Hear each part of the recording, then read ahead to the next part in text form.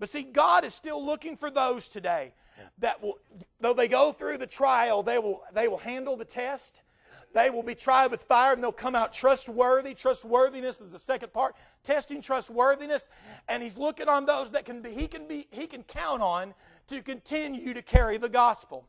Romans chapter 8, verses 18 and 19. Paul says, "For I reckon that the sufferings of this present time are not worthy to be compared with the glory which shall be revealed in us.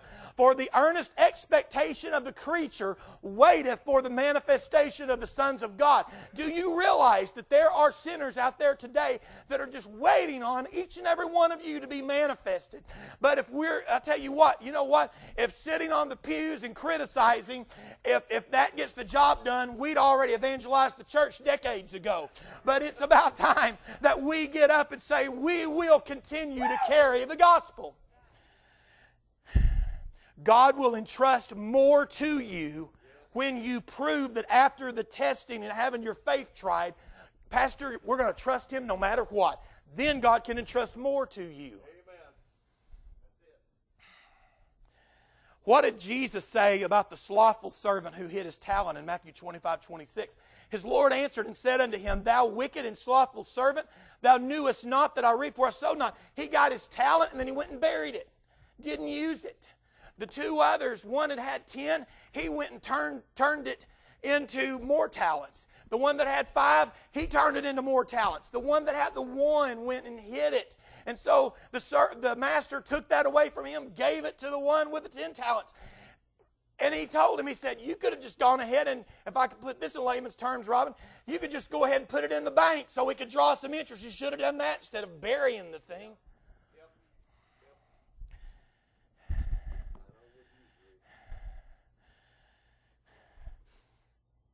God could not entrust more to him because he did not use what God gave to him in the beginning. First comes the testing. Then comes the trustworthiness. And then from God, then comes the approval. Anybody that's ever acquitted of charges, remember, I'm on trial. It's like they're put into a test. They go through rounds of questions, both from the prosecutor, or if it's a civil case, both from the plaintiff attorney and from the defense. And then the jury and the judge has to be able to tell if that person is credible or not, if they're trustworthy. And then if they get acquitted of the charges, they have approval. You go to apply for a home loan, an auto loan. You know how it is. You sit there, and the first part's the testing, filling out the application. Then they have to have all your pertinent information. They have to have your name. They have to have your address, your telephone number, your cell phone number. They need to know where you work. They need to know how much you make. They need to know, about. So a lot of them will ask for references. You know what? If you ever default on your house payment or default on your car payment, they need to know who to call. That if you run from the bank, they need to know who to call that can tell them where to find you. They need to know all these things. They probably even need like your firstborn kid anymore, the way that the credit thing goes.